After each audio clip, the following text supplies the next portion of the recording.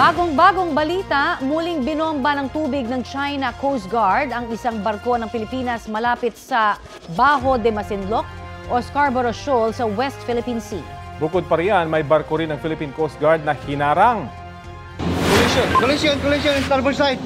Sir, malapit na sila, sir. Collision, sir. Starboard side, sir. Collision.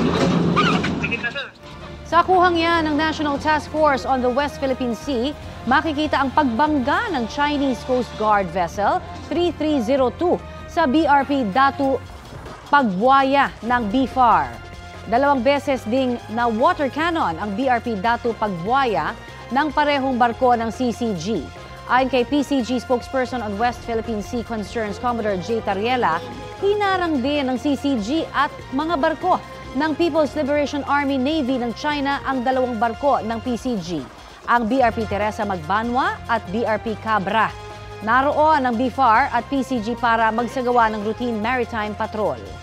Sa kabila nito, nagpapatuloy raw ang PCG sa pagbabantay at pagpoprotekta sa interes ng Pilipinas sa West Philippine Sea.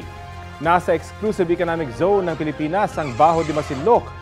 Ayon naman sa spokesperson ng China Coast Guard, tinangka ng Pilipinas na manghimasok sa kanilang territorial waters. Pilipinas nila ang mapanganib na lumapit sa kanilang mga barko. Wala pang pahayag dito ang gobyerno ng Pilipinas.